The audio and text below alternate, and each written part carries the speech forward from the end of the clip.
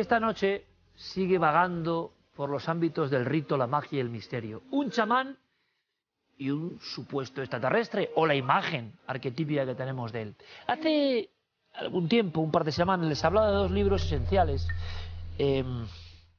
Los extraños, que reeditó Vergel en esa increíble labor que hace, de Juan Acevedo y Néstor Berlanda, y Diego Rodolfo Viegas y los espíritus del aire, ovnis, visiones y antropología transpersonal. Hablamos de doctores, curioso, doctores, antropólogos, que han investigado en las plantas de poder, que han investigado en el chamanismo, en los ritos de las primeras culturas en todo el mundo, y que desde Argentina, en cierto momento, empiezan a compilar una serie de trabajos con la similitud de la experiencia trascendente de los chamanes desde el principio de los tiempos y la similitud con la experiencia trascendente pero actualizada de aquellas personas que aseguraron tener un encuentro cercano con entidades de origen desconocido. Bueno, Los extraños, por ejemplo, aparece con esas pinturas célebres de Australia que tienen unos 15.000 años y que, bueno, en fin, yo creo que hay una idea, ¿verdad? Una idea común.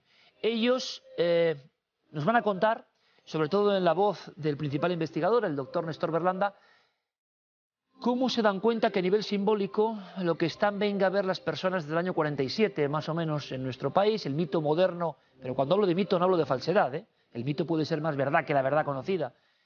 La verdad creída profundamente por el género humano en los últimos 75 años, hablan de un tipo de seres que fusionan los conceptos de vida y muerte de los chamanes, el feto y la calavera. El feto y la calavera unidos es algo clásico de las apariciones chamánicas. Ustedes saben que el chamán, que viene del término de Siberia, es aquel que en el pueblo no es exactamente medicina, sería medicina del alma quizá, pero es mucho más. Es el reportero del otro mundo, es despedazado en sus ritos en otro universo que tiene códigos que se parecen mucho en lugares donde no hubo conexión.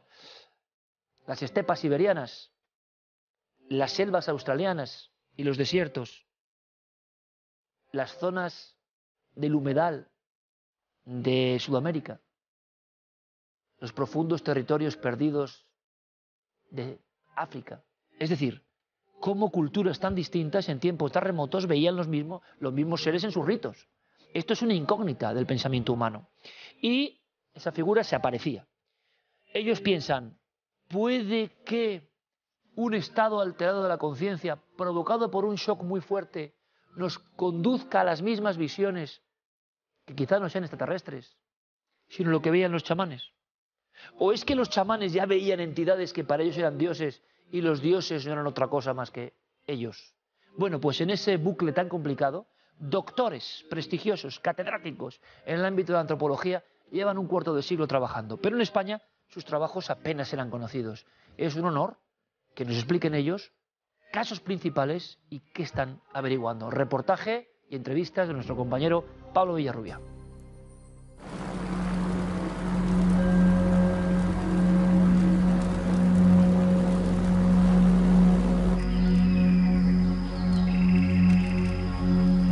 ¿Podrían los ovnis y las abducciones tener alguna relación con el chamanismo de los nativos del Amazonas y los recovecos de nuestras mentes?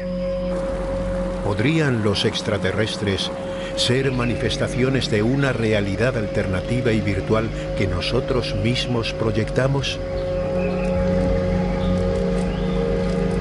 El psiquiatra argentino Néstor Berlanda lleva varias décadas investigando el fenómeno ovni en su país junto con otros científicos como Juan Acevedo y Diego Viegas, que buscan la verdad oculta en los casos de abducciones y otras experiencias relacionadas con supuestas entidades de otros mundos.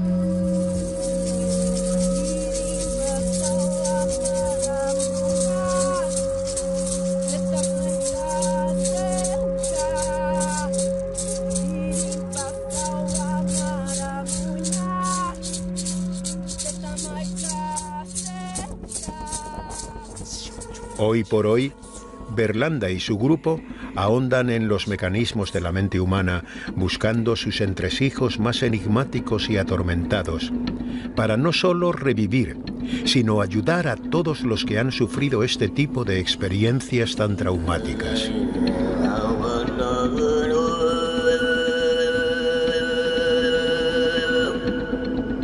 Uno de los primeros casos que el psiquiatra investigó junto con Juan Acevedo ocurrió en 1983, cuando el camionero Junio Plattner, entonces con 33 años, vivió una experiencia aterradora en la zona rural de Vinifreda, en la provincia de La Pampa, Argentina.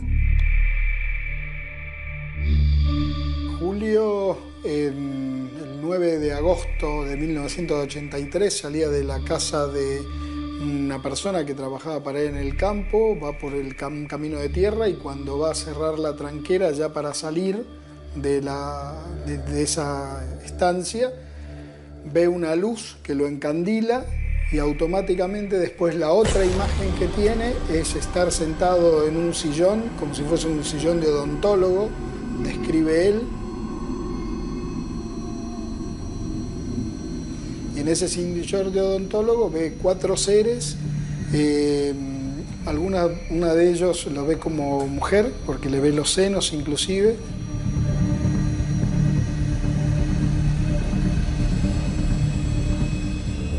Y uno le agarra la mano, el brazo concretamente, le hace como una especie de incisión o raspadura en la muñeca, y después le colocan un tubito en la flexura del codo donde él ve cómo va subiendo la sangre. Estos seres tenían aproximadamente 1,70 m, 1,60 m, ojos redondos negros, como sobresalidos.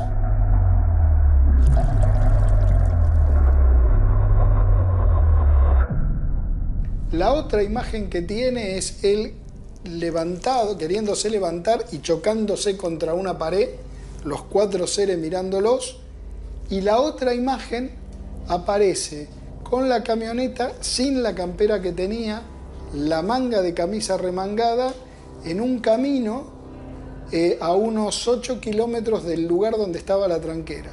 Lo primero que hace, pega la vuelta porque estaba mirando en dirección contraria a la ruta, pega la vuelta, toma la ruta y vuelve a ver si estaba la tranquera cerrada o abierta.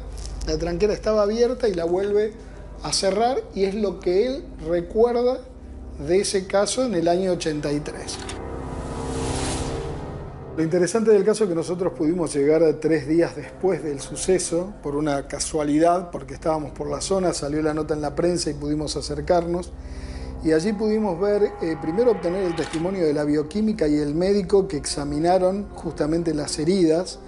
Y lo más interesante es la herida de la flexura del codo, porque no es, y tenemos fotografías de eso, no es justamente el punto que hace o el agujerito que hace una aguja, por ejemplo, común, sino que se ve como un círculo rojo y pequeños orificios, como si hubiese habido una absorción de sangre, que es la que él veía subir. Después entrevistamos también al señor Fischer, que era el dueño del establecimiento de donde había salido Julio Plattner. En ese momento hubo una subida de tensión, se quemaron los cables de alta tensión, el televisor justamente tuvo un problema, como que explotó el tubo del televisor. Y lo más interesante es que, y esto es lo que uno yo creo que tiene que hacer en este tipo de casos, es el seguimiento a lo largo del tiempo. A Julio le perdimos el rastro, volvió a tener contacto con otro investigador que se hizo amigo.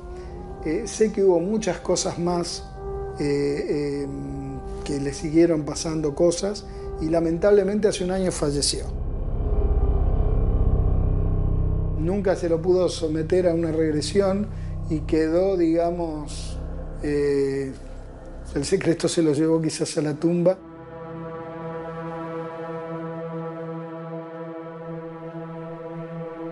Años más tarde, el doctor Berlanda investigó otro caso que le llamó la atención, el de Teresa, una mujer de Rosario, también en Argentina, ocurrido en 1993. Tenía ella una característica, que lo vimos en otros casos también, que cuando, por ejemplo, estaba distraída hablando por teléfono, dibujaba un ojo. Esta característica la encontramos en otros casos de personas que habían sido abducidas. Dibujaban ojos, que eran ojos muy similares a los ojos de los seres, ¿no? Teresa tenía todas las manifestaciones que uno puede encontrar dentro de los casos de de abducciones. Por ejemplo, se le prendían las máquinas de coser que tenía en su taller sola, veía como flashes en la casa. Su experiencia había sido una experiencia como de visitante de dormitorio, porque ella estaba durmiendo y por la ventana ve un objeto, se siente que atraviesa la ventana, el marido durmiendo, y allí se encuentra con 3 seres con la típica apariencia de gris, con los grandes ojos y demás, que ella siente el frío cuando está atravesando el espacio, digamos, hasta encontrarse con lo que ella describe como una típica nave, un típico platillo volador. Juan Acevedo, el psicólogo con quien escribimos justamente el libro Los extraños, él había hecho un dibujo sumamente llamativo porque se le ocurrió hacerlo, no sabemos, un dibujo, una inspiración, que eran 3 seres de estos grises en un lugar de piedra con distintos grabados en esas piedras, y el ser del medio venía con un cuenco, con un vaso, como a ofrecernos ese vaso, digamos, en esa escena, 3 grises, el del medio adelantándose a los otros 2 con un vaso en el medio. Esta testigo Teresa había hecho un dibujo similar, que cuando lo plasma así, lo que había dibujado en algún momento, enseguida yo me sorprendo mucho más Juan, porque era exactamente el mismo dibujo que había plasmado Juan. Y Teresa en ese momento nos dice: ¿vos los conocés? Ustedes los conocen. A partir de este momento, Berlanda y Acevedo se dieron cuenta de que la hipótesis extraterrestre, por sí sola, no encajaba para explicar aquellos extraños comportamientos y reacciones de los testigos de lo desconocido. Llegamos a la conclusión de que el fenómeno ovni era mucho más de lo que se cree que era, que el fenómeno ovni abarcaba otro tipo de cosas y que había una clave para poder seguir avanzando, que lo que nos podíamos pensar de asociar al fenómeno ovni simplemente con naves de otro planeta que vienen, aterrizan y secuestran gente, no bastaba para dar cuenta de todo el fenómeno. Había que dar un salto más allá.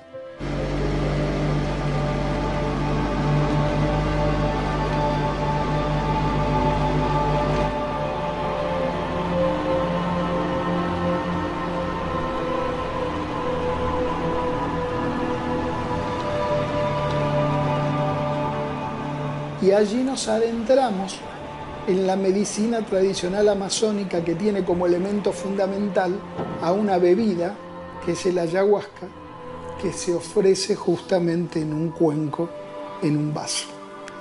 Y allí se nos abrió el panorama e entramos en otra faceta de investigación, donde empezamos a corroborar muchas cosas que veíamos en estos casos de abducciones, y que cuando lo vinculábamos con el chamanismo empezaban a tener otra relación tremendamente importante. Y allí aparece claramente la figura del gris, que el gris no aparece en cualquier momento de la historia. Y el gris, para nosotros, que lo desarrollamos en Los extraños, es la síntesis de la calavera y un feto. La calavera con ese color gris, los ojos negros, oscuros, sin nariz, la boca apenas una línea, y el feto que aparece también con los ojos negros concretamente, sin nariz, muy figuras lánguidas, de color también así grisáceo, y que representaría la unión de la calavera y la unión del feto.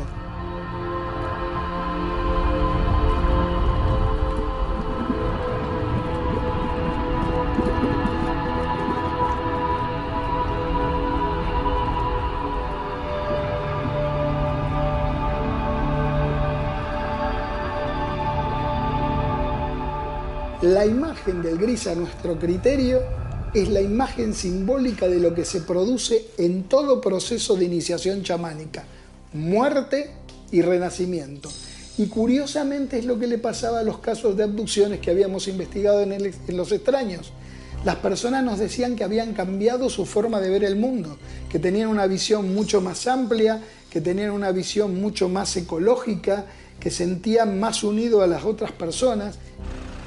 Hay casos dentro de la literatura ufológica donde el testigo se encuentra, por ejemplo, en el caso de Vilas Boas, bebe un líquido, hay otros casos donde le dan algo de comer y lo comen, o sea, hay toda una cuestión que tiene característica iniciática. Por eso estos casos donde se encuentra el fenómeno mucho más cercano con el testigo, se habilitan otro tipo de cosas y entran a jugar otro tipo de pautas.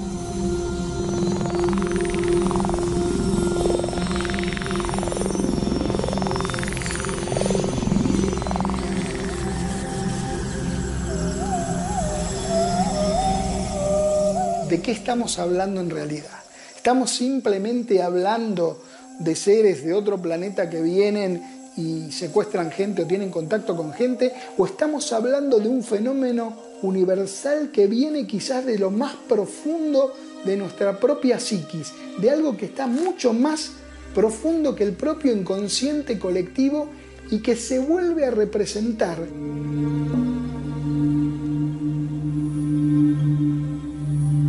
De pronto estos fenómenos irrumpen de esta manera y en esa comunión que se produce en estos casos, donde le dan algo de beber, donde le enseñan algo, donde le transmiten algo, donde la persona cambia, digamos, aparece sí esta imagen de lo sagrado, del contacto con la naturaleza y que no puede dejar de llamarnos la atención y no puede llegar de llamarnos la atención del contacto y la similitud con una experiencia que viene de miles de años, que es la experiencia del chamanismo.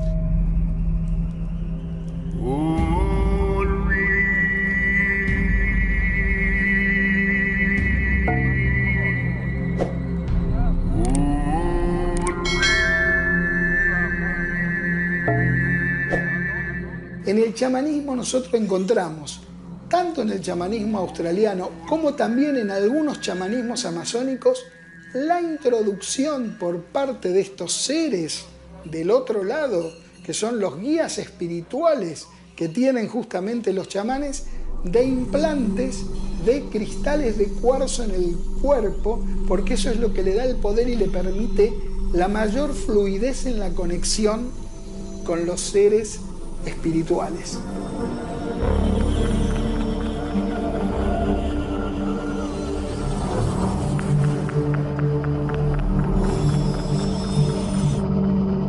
El novedoso y revolucionario camino abierto por los investigadores argentinos ha creado una nueva línea de investigación del fenómeno ovni, la que busca integrar varias disciplinas científicas para descubrir en qué lugar de nuestros cerebros se aloja el punto de contacto de nuestras mentes con estas otras realidades que tanto nos inquietan.